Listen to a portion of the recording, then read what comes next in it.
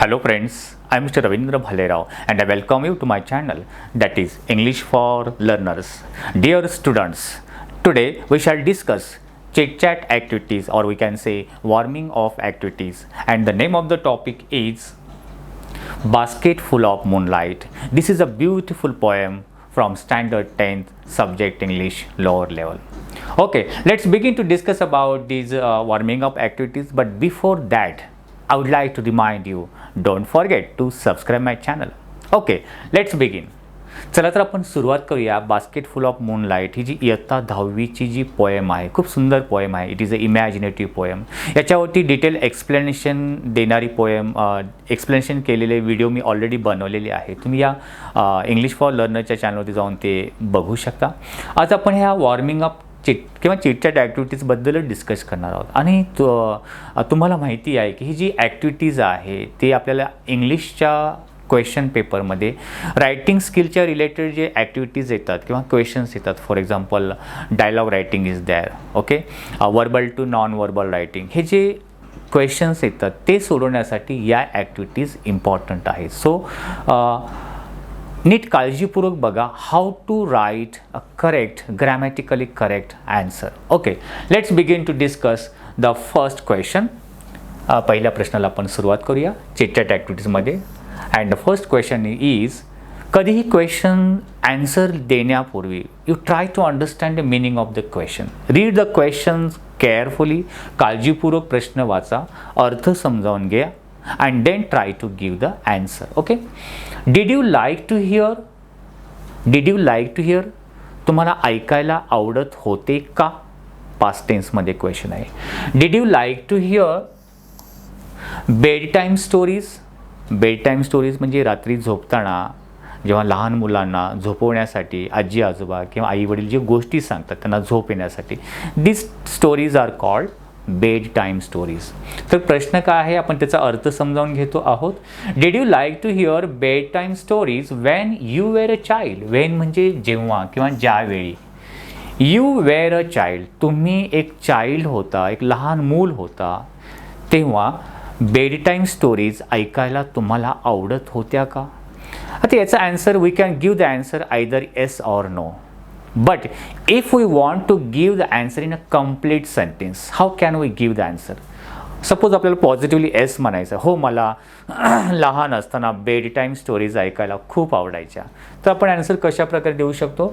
डिडच्या ठिकाणी आपण बोलूया येस, कॉमा, यूच्या ऐवजी आपण आय लाईक्ड. तर क्वेश्चन पास्ट टेन्स यामध्ये आपण वर्ब इथे घेऊया. Yes, I liked to hear bedtime stories when यूच्या ठिकाणी I, when I was a child and full stop. होय, जेव्हा मी लहान होतो त्यावेळी मला बेड टाईम स्टोरीज ऐकायला आवडत होत्या. सो दिस वे आपण क्वेश्चनमधलेच काही शब्द यूज करून we can write the answer आपण लिहू शकतो. Now let's see the next question. Who usually told you the bedtime stories? Who, कोण, usually म्हणजे सामान्यतः. told you bedtime stories, तुम्हाला सामान्यतः कोण रात्री झोपताना गोष्टी सांगत होते किंवा सांगत असायचे? तो कोण? मोस्टली आपल्या घरामध्ये लहान बाळांना किंवा मुलांना आजी आजोबा खूप गोष्ट सांगतात. So we can say that grandmother और ग्रँडपेरेंट्स, होच्या ठिकाणी आपण शब्द लिहू शकतो my grandparents usually told me the bed time stories. और we can say my mother, my grandfather और my grandmother usually told me the bed time stories and full stop. So like this we can write answer. Next question. Why did you like them? त्या तुम्हाला का आवडत होत्या? Here we have to give the reason, कारण सांगायचं आहे. तुम्हाला त्या बेड टाईम स्टोरीज का आवडत होत्या? Why did you like those bed time stories? आपण लिहू शकतो आय लाईक्ड देम और I like those bed time stories because they were so interesting. त्या खूप इंटरेस्टिंग वाटायच्या. They were took me to the one type of imaginative world एका काल्पनिक जगामध्ये मला त्या घेऊन जात होत्या. सो दिस वे त्याचा आन्सर मी तुम्हाला दाखवेन कशा प्रकारे प्रॉपर लिहिलेलं आहे ते. Just I am discussing with you how to write or how to write the correct answer. Now let's see the one more question. Do you still म्हणजे अद्यापपर्यंत. Do you still like to hear those stories again? Do you still like to hear those stories? त्या stories परत तुम्हाला अद्यापपर्यंत किंवा आज सुद्धा ऐकायला आवडतात का? आपण जर पॉझिटिव्हली म्हणायचं असेल yes I still like to hear those stories again.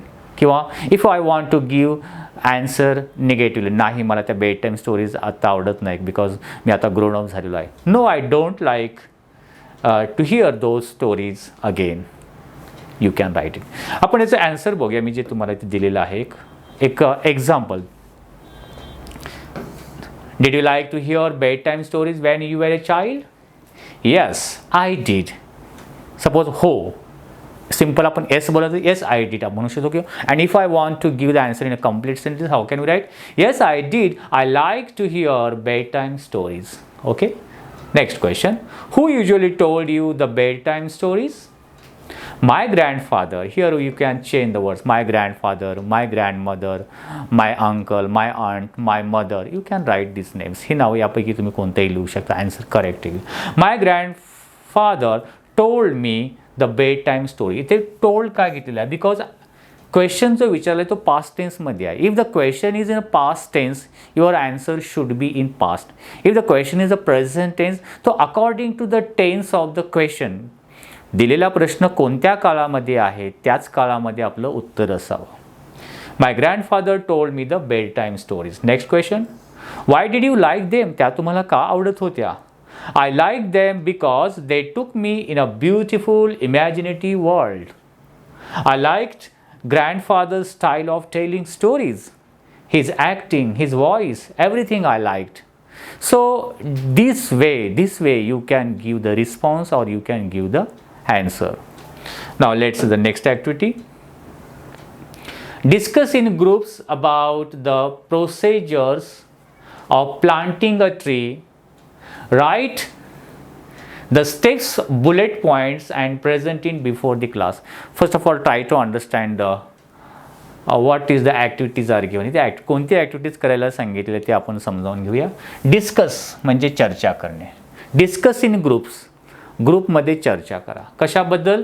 About म्हणजे बद्दल. अबाउट द प्रोसेजर्स प्रक्रिया.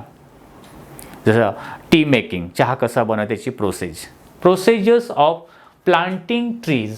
झाडं लावण्याची जी प्रक्रिया असते किंवा एखादं रोपटं लावतो आपण बागेमध्ये. What are the procedures? त्याच्या काय प्रोसेजर्स असतात? कोणत्या प्रक्रिये आपण करतो?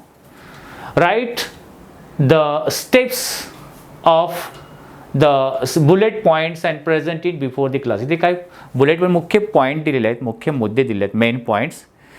ते मेन पॉईंट्समध्ये त्या स्टेप्स लिहायचे आहेत किंवा ती प्रोसेजर्स लिहायची आहे. फॉर एक्झाम्पल आता suppose I want to plant plant एक रोपटं किंवा ट्री आपल्याला लावायचं आहे. How can? First of all आपण काय करतो? First of all select the plant or select the tree which I want to plant. जे लावायचं ते सिलेक्ट करा. Then select the place where I want to plant it. कुठे लावायची जागा सिलेक्ट करा. Then dig a hole. खड्डा खोदा. So these are the steps. त्या स्टेप्स मी आन्सर दिलेला आहे ते आपण बघणार आहोत. नेक्स्ट त्याच्या अगोदरचा याचं डायरेक्ट आपण पहिलं आन्सर बघूया. एक क्वेश्चन बाकी त्याचा क्वेश्चनचा अर्थ पण इथे घेऊया. Do you still like to hear those stories? हां ते झालेलं आहे. Yes I do. I still like to hear those stories. आता जे आपण डिस्कस केलं होतं. Discuss in groups about procedures of planting a tree. Write the steps in bullet points and present it before the class. Present it before the class म्हणजे ग्रुपमध्ये चर्चा केल्यानंतर जे तुम्ही स्टेप्स लिहिले आहेत, जे प्रोसेजर्स लिहिले आहेत, ती प्रोसेजर्स यू हॅव टू प्रेझेंट म्हणजे तुम्हाला शो करायचं आहे, तुम्हाला समोर सांगायचं आहे. बिफोर द क्लास म्हणजे वर्गाच्या समोर. ठीक आहे. So here the answer is given. First step procedure काय? First select the right place for the plantation. आपल्याला जिथे प्लांटेशन करायचं आहे त्याच्या अगोदर जागा निश्चित करा. Select the right place for the plantation. Next dig the hole, खड्डा खोदा. Then fill the hole with water, त्या खड्ड्यामध्ये पाणी भरा. And then set the plant or a tree in the hole, त्या खड्ड्यामध्ये सेट, तिथे स्थिर तिथे ठेवा ते प्लांट किंवा ते झाड असेल. So these are the some of the steps. अशा प्रकारे आता ही जी प्रत्येक sentence, if you observe the each and every sentence, then you will notice, तुमच्या लक्षात येईल की प्रत्येक सेंटेन्स जे ती इम्पॅरेटिव्ह आहे, आज्ञार्थी वाक्य आहे ज्याला आपण बोलतो. The sentence begins with the verb, select, dig, set, fill. हे क्रियापदाने सुरुवात होणारी वाक्य आहे जे की इन्स्ट्रक्शन्स देत असतात. Okay, so this type of answer we can write. So next activity जी होती, discuss in pairs and write, ग्रुपमध्ये चर्चा करा. And write what your father and mother do for your family, तुमच्या कुटुंबासाठी तुमचे आई वडील काय काय करतात त्या गोष्टी पॉईंट वाईज लिहा. ओके, सो वन काय एक एक्झाम्पल दिलेलं आहे. What the father do for your family, works hard to earn a living, जगण्यासाठी, पैसे कमवण्यासाठी खूप हार्ड वर्क करतात. Mother, suppose your mother is house wife, so you can write keeps the house clean, घर स्वच्छ ठेवते. अशा प्रकारे वडील काय काय करतात. So you know that how our father do for our family. Sometimes they pay fees of our school fees pay करतात. They take care of us, आपली काळजी घेतात. सो जो this type of points we have to write here. Then mother, how the mother, what the mother do for our family. Mother take cares of children, she loves her children, she cook delicious food for a family. So like this. जर आपण answer बघूया. Let's see the father काय काय करतात. Works hard to earn a living, to earn a living, earn म्हणजे कमविणे, living म्हणजे जगण्यासाठी, पैसे कमवतात, हार्डवर्क करतात. Maintains discipline in the family members, घरातील मेंबर्स, कुटुंबातील मेंबर्समध्ये किंवा कुटुंबातील सर्वांमध्ये डिसिप्लिन ठेवतात. पेज आवर फीज, आपली जी फीज आहे ती पेड करतात. Takes us to picnic and trips, आपण हे पण लिहू शकतो. काही वेळा वर्षातून 1-2 वेळा आपल्याला ट्रिपला किंवा पिकनिकला घेऊन जातात. Gives us practical knowledge and advice, जे for in our day to day life, जे ते त्यांच्याकडे एक्सपिरियन्स आहे त्याचं practical knowledge they use to give us, ते आपल्याला देत असतात किंवा सल्ला देतात. Helps us in our studies, अभ्यासामध्ये मदत करतात. Tries to make us good human beings, एक चांगला मानव बनण्यासाठी ते प्रयत्न करतात. Okay, what the mother do for family, keep the house clean, घर स्वच्छ ठेवते. मॅनेजेस होम, जे घर आहे ते प्रॉपरली मॅनेज करीत असते, त्याची व्यवस्था करते घरामध्ये. Cooks healthy food, tasty dishes for us, we can write like this. Then supports us, motivate us during the examination, मुलांच्या परीक्षेच्या काळामध्ये ती आपल्याला सपोर्ट करते मुलांना किंवा त्यांना मोटिवेट करते, त्यांना एक प्रेरणा देते अभ्यासासाठी. अशा प्रकारे गोष्टी करते. Tries to keep us healthy, fit and cool. Okay, teaches us good manners, humbleness, dignity, ते सगळे जे चांगले गुण्स आहेत, मॅनर्स जे आहेत किंवा हंबलनेस, नम्रपणा आहे, डिग्निटी, या प्रकारचे क्वालिटीज ते आपल्यामध्ये रुजवत असते. Tries to make us an ideal and good human being, ती सुद्धा आपल्याला father and mother they tries to be make us a good human being, एक चांगला मानव किंवा एक चांगली व्यक्ती बनण्यासाठी ते आपल्याला प्रयत्न करतात. So in this way we can write the answer of this question. So friends, these are the some of the activities of the poem Basket Full of Moonlight. In next lecture we shall see a detailed explanation. If you want a detailed explanation about this poem, या कवितेबद्दल सविस्तर explanation करणारे एक video हवा असेल तर तुम्ही English for लर्नरच्या या YouTube चॅनलवरती जाऊन ती सिलेक्ट करा किंवा नाव टाका आणि पुढे भालेराव म्हटलं तरी तुम्हाला ती कविता येईल. ओके, सो फ्रेंड्स, याची जी नोट्स तुम्हाला हवे असतील, क्वेश्चन आन्सर किंवा आता जी आपण चिटचॅट ॲक्टिव्हिटीज जे सॅम्पल आपण बघितले ॲक्टिव्हिटीज, ते जे तुम्हाला टेक्स्टबुकमध्ये किंवा PDF हवं असेल तर englishforlearner.com इथे व्हिजिट करून ते तुम्ही डाउनलोड करू शकता.